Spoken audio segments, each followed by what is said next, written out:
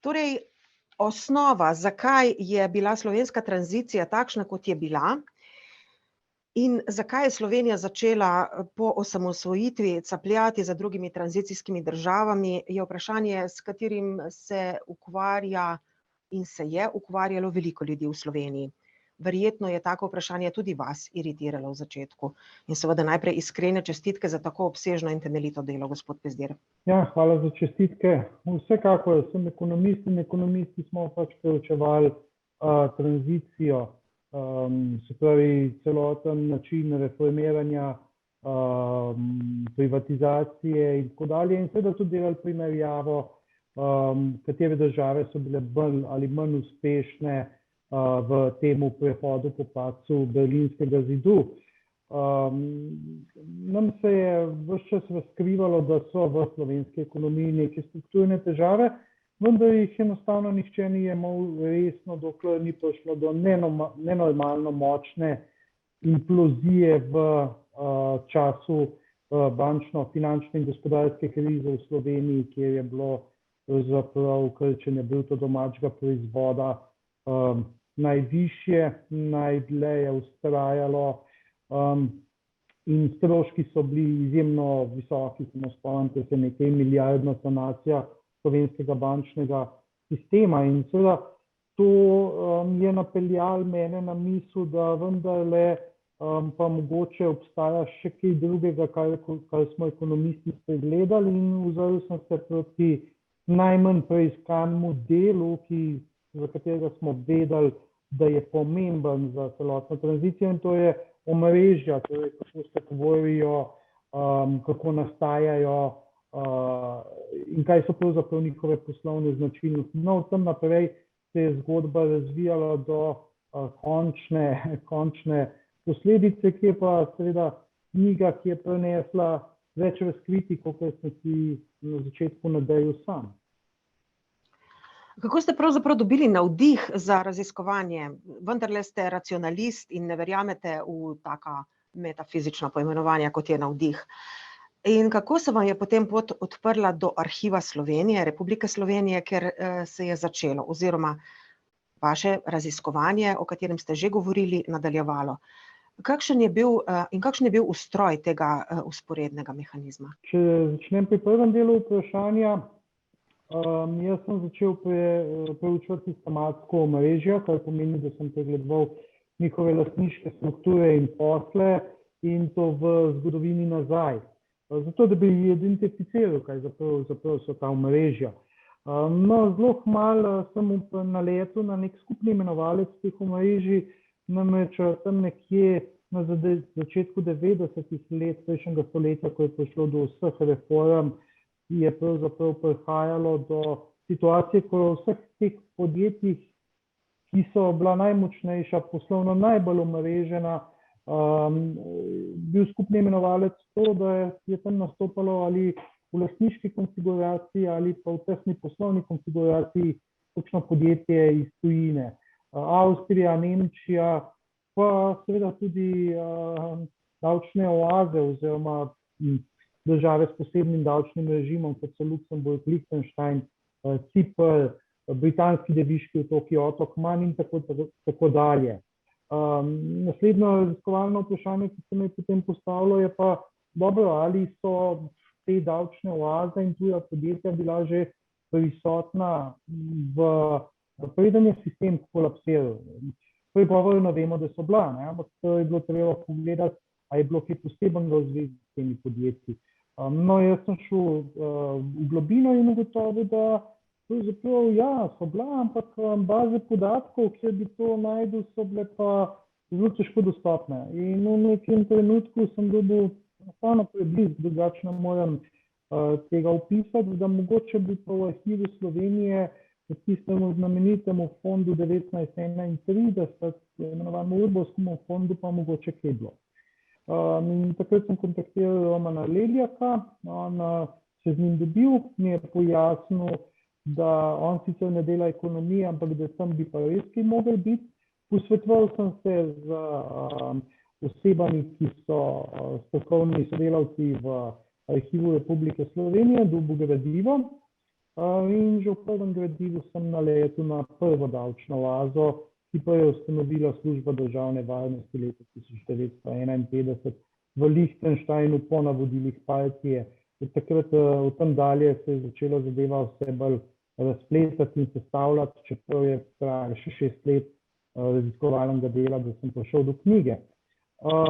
Zdaj pa sem zelo dolg odgovor dal na prvi del vprašanja in se bojim, da sem pozabil, kaj bi za drugi del vprašanja. Kakšen je bil pravzaprav ustroj tega vzporednega mehanizma? Ne? Ja, jaz sem naredila to napako, da sem vas preveč vprašala naenkrat. Ne, nisem naredil napako, samo včasih se ne morem zaustaviti in pridejo te verbalne kače, ki so lahko neskončne pri meni. To omrežje se je konfiguriralo leta 1951, tako da je povezalo denarni krogotok in bilo to narejeno v konspiraciji pred regulatorji, in sicer preko partije do podjetja v Sloveniji, ki je imel oddelek uprave državne varnosti kar noter umeščen. To lahko vidite v dokumentaciji, ki je dokumentarna priloga knjige. Potem je bil pa posel speljan naprej do Trsta umaknen na švicarske banke, za popolno anonimnost pa premaknen lastniško v Lichtenstein.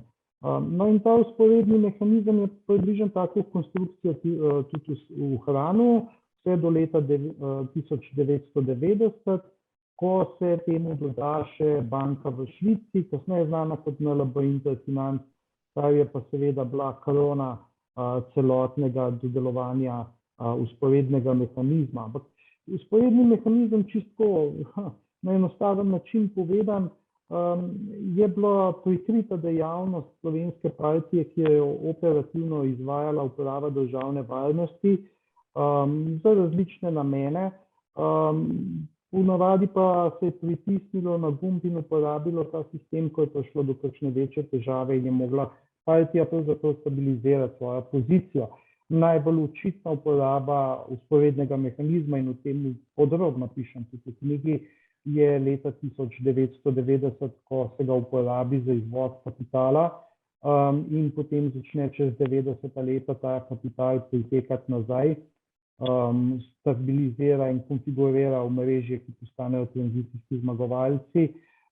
In predvsem tisto, kar je zelo dobro rekonstruirano in boste lahko prebrali v knjigi, je vrnitev tega kapitala v medijsko industrijo, v bančno industrijo in seveda v industrijo, v zdravstveno industrijo primarno, v dobave medicinske opreme in tehnike.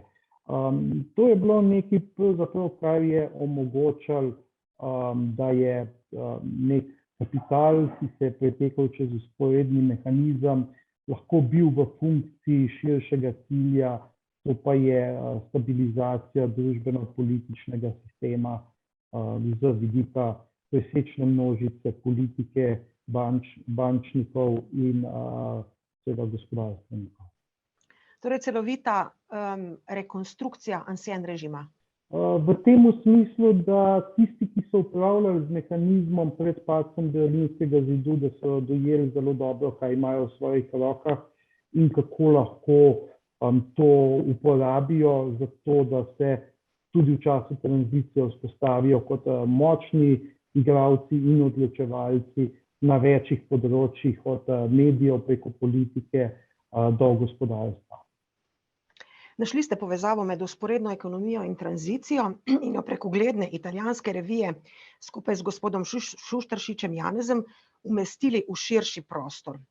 To je bilo verjetno zelo pomembno, ne, da se je to zgodilo zaradi konsistentnosti vašega dela. To je ena zadeva, druga zadeva je pa, to je zdaj postalo del akademskega sveta, del uradne razlage in pojasnila slovenske ekonomske zgodovine in zgodovine nasploh.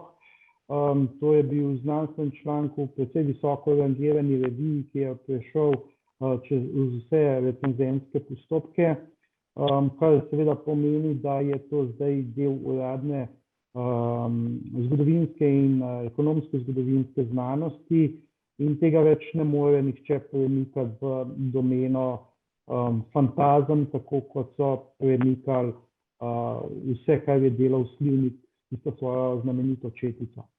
Našli ste tudi sledi do vzporednega bančništva, ga umestili v širši kontekst in to vašo obsežno knjigo pravzaprav začenjate na koncu zadevo Farrokh in potem greste nazaj v zgodovino. Lahko opišete, kako je funkcioniral ta vzporedni, prej ste že nekaj govorili o tem vzporednem na celotnem sistemu, ustroju tega delovanja globoke države, ampak vendarle bančni sistem ima svoje specifike. Kako je ta deloval? Zelo različnih obdobjih, ne. Če se ozremo nazaj na, mislim, na najbolj zadnjo epizodo, namreč mi smo mogli navesti 2 sanacije slovenskega bančnega sistema, odkar ta država obstaja. Vendar zadnja sanacija je pokazala, da se je vztrajno izigraval regulator, da je vztrajno niso upoštevala nobena priporočila, ki sicer veljajo v normalnem bančnem trgu, in tudi se niso interne procedure po bankah na noben način upoštevale. Kar seveda daje jasen sklep, da je obstajala v bančnem sistemu primarno v Novi Ljubljanski banki neka neformalna struktura, ki je odločala o podeljevanju kreditov, in rezultat je tak, kot je, ne. Na primer 300 milijonov, ki so zginili iz imperija Darka Horvata, ki se imenuje Aktiva, skupaj v asistenci z Factor banko, kjer je bila Aktiva tudi eden največjih in ključnih lastnikov. In prav na primeru Aktive lahko vidite, da posli vzporednega bančništva dejansko izvirajo iz vzporednega mehanizma. Popisujem namreč celotno zgodbo o tem, kako je Aktiva, ki je kasneje postala povprečna lastniška množica med Darkom Horvatom in Nokijem Denknerjem, Izraelcem, pravzaprav evoluirala na enem starem poslu, ki sta ga začela izvajati uprava državne varnosti in izraelska predhodnica Mosada, takoj po koncu druge svetovne vojne. Se pravi, je ta linija direktno izčrtana, ki kaže na poseben položaj nekih kreditojemalcev v slovenskem bančnem sistemu, kjer so jih banke na čisto poseben način obravnavale, in ta sam osnovni mehanizem vzporednega odločanja na nekih neformalnih vzgibih mimo regulatorjev in zakonodaje zrcali tisto, kar se je zgodilo leta 1968, ko je Niko Kavčič dobesedno inkorporiral Novo Ljubljansko banko in jo takoj umestil v mehanizem vzporedne ekonomije in jo skadroval z nekdanjimi sodelavci iz ekonomskega oddelka uprave državne varnosti, ki so delali to znamenito operacijo odpiranja podjetja v Liechtensteinu. Vzporedni mehanizem imenujete, označujete z izrazom Leviatan. Izvorno je bilo, kot vemo, to je bila pošast iz Stare zaveze. Številne uporabe, bomo rekli, v zgodovini je potem ta izraz še imel. V bistvu gre za nekaj strašljivega. Tudi Thomas Hobbes pa naš Vitomil Zupan so si pomagali s tem imenom. Zakaj vam je bilo tako poimenovanje tako zelo priročno? Ker se mi zdi enostavno smiselno. Je pošast, ki jo ne zaznaš in je pod globino, vendar pa dela vse zato, da stabilizira in centralizira svojo moč in izvaja neko totalitarno konsolidacijo družbe. In ravno to je vzporedni mehanizem bil je prikrit tega, ker je z njim upravljala uprava državne varnosti oziroma kasneje služba državne varnosti, ker je šlo po partijskih narekih vse skupaj in ker je bilo pošastno do te mere, da smo na koncu se v 90-ih letih zbudili in ugotovili, da so tranzicijski zmagovalci stari fantje, vsi ostali pa pravzaprav nismo vedeli, v katerem svetu se nahajamo in od kod ni moč in kapital. Zdaj se je pokazalo, da je ravno ta pošastni Leviatan stabiliziral, prišel iz podzemlja po padcu Berlinskega zidu in stabiliziral družbeno-ekonomsko moč elite, ki je zrasla v bivšem sistemu ali pa ki se je razširila zelo uspešno v novejšem sistemu in nase priklopila poskuse neodvisnega razumevanja in delovanja v ekonomiji. Kaj je bolj pomembno, da si zapomnimo sistem delovanja, ustroj te pošastne združbe ali nekatera imena? Kaj svetujete, ko bomo knjigo prebrali, kaj si moramo počrtati, kaj si moramo bolj zapomniti? Ja, predvsem jaz mislim, da morate knjigo brati z načinom razumevanja sveta, v katerem smo živeli. Kaj se v resnici dogajalo, kako so te posli potekali. Vsekakor so neka imena zelo ključna, ker so bila dovolj močna, da so epizode z vzvodom iz vzporednega mehanizma uporabili na učinkovit način. Vsekakor je pa dobro razumeti, kako ta sistem celoten deluje. Ampak tudi, če ne vzamemo tako globoko te zgodbe, mislim, da je fascinantno razkriti neke ogromne zgodovinske epizode, ki do zdaj niso bile popisane, čeprav so bile intenzivno dokumentirane in ta dokumentacija tudi ohranjena. Jaz mislim, da je naravnost fantastično, da ravno Slovenci praktično edini na svetu beremo, kako je sistematsko neka obveščevalna služba upravljala z ekonomskimi posli v tujini. Take priložnosti zaradi zaprtosti arhivov pač nikjer drugje nimajo, mi pa jo imamo in mislim, da je to kar fascinantno. Saj ste že vse povedali, ampak vendarle moram še posebej vprašati, kakšne konkretne posledice ima ta vzporedni sistem, ta mehanizem na naša življenja, še vedno verjetno, ne? Ja, glejte, koliko je bila sanacija, 4 milijarde evrov, jaz mislim, da je to kar konkretna posledica. Iranski posel v Novi Ljubljanski banki, 1 milijarda, to je konkretna posledica. Preplačana zdravstvena oprema in tehnika, oziroma te posli Mark Medicala, ki izhaja iz KB19-9, je nastal iz Saftija oziroma iz umika kapitala v Luksemburg leta 1989, ima tudi precejšen vpliv na slovenski javnozdravstveni sistem v smislu finančnega videnja stabilnosti.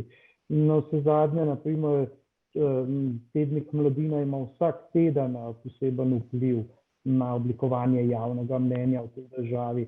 Če ne drugo, vpliv je bil tudi precej zanimiv z vidika tega, da so podružnice Nove Ljubljanske banke po Balkanu, primarno v Bosni in Hercegovini in v Srbiji, prale denar za organiziran kriminal, torej za kralja kokaina Darka Šarića, in da so bila vmešana v posle za tihotapstvo cigaret v Črni gori v smislu suportiranja denarnih tokov med črnogorskimi tihotapci in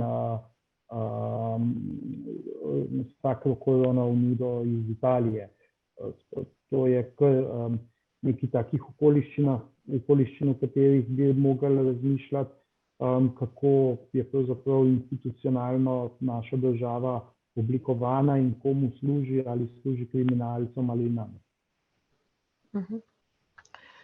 Zdaj, ob vsem tem povedanem se vendarle postavlja vprašanje, ali ste razkrili, razgalili celoten sistem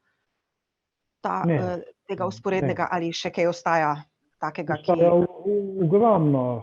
Jaz mislim, da obstaja še za 5-krat bolj obsežno knjigo informacij, ampak te informacije so bodisi obveščevalne narave, bodisi interno zaupno, kodirane kot interno zaupno in se jih pač enostavno ne morejo uporabljati. To, kar vidite v tej knjigi, ki je sicer zelo debela, je vseeno samo vrh ledene gore. Seveda moram še tako vprašati, da vam pred očmi roji tista misel, eureka, našel sem, ali vas to razbremenjuje ali obremenjuje? Jaz sem čisto zadovoljen, da uspem razkrivati in rekonstruirati določene mehanizme in epizode in sem s tem relativno zadovoljen. Nimam ambicije, da bi spremenil svet, nisem ne policija, ne tožilstvo, ne sodstvo in vedoč to slednje, me zadeva več ne obremenjuje.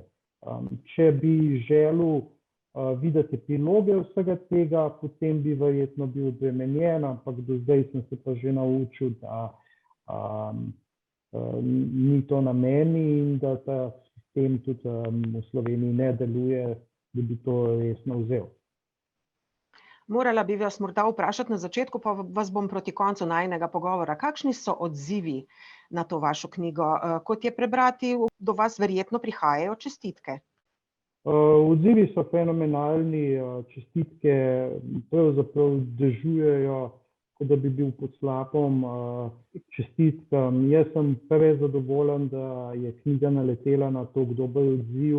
6 let raziskovalnega dela je vendarle dobil en tak epilog v širši podpori javnosti in res sem hvaležen za vsako lepo in prijazno besedo in čestitko, da mi nek notranji mir, nek smisel mi daje v tej smeri, da vendarle je pa opravljeno neko delo in neko razkritje o družbi, v kateri živimo in da znajo ljudje to tudi dejansko ceniti. No, vendarle morava biti še malo bolj konkretna. V slovenskem prostoru je značilno, da te trepljajo po ramenih, ko ti kaj uspe narediti, da ti čestitajo, ampak vendarle kako prodajno, kako pridejo bralci oziroma tisti, ki želijo knjigo naročiti, kje, na kakšne načine se knjiga prodaja? Hvala za to vprašanje, ker sicer res se veliko v knjigi govori, ne daje se pa, ne usmeri se pa morebitnega interesenta na mesto, kjer bi knjigo lahko dobil in prebral. Knjigo lahko naročite na 2 načina, direktno pri meni, to je preko spletne strani vzporednimehanizem.si, vzporedni mehanizem skupaj napisan. Ali pa preko založbe Nova obzorja, ki imamo dogovor, da komisijsko prodajajo knjigo. To sta 2 kanala. V prihodnjih tednih pa bo prišlo tudi do organizacije nekaterih javnih predstavitev, kjer bo možno tudi pridobiti knjigo. Prav, gospod Pezdir, jaz se vam lepo zahvalim za vse povedano. Knjigi želim in tudi vam seveda srečno pot med bralce, vam pa seveda še nadaljevanje vašega dela verjetno s tem niste postavili pike, kot ste že prej rekli. Bomo videli, pa meni nikoli ni jasno, kaj je naslednja iteracija, s katero se pojavim v javnosti, tako da zelo težko napovedujem, kaj bo naslednja zgodba, ampak vsekakor jaz tudi poklicno delam v finančni forenziki in preiskujem gospodarski kriminal, ne samo iz leta 1945, ampak tudi iz leta 2021. Tako da bomo videli,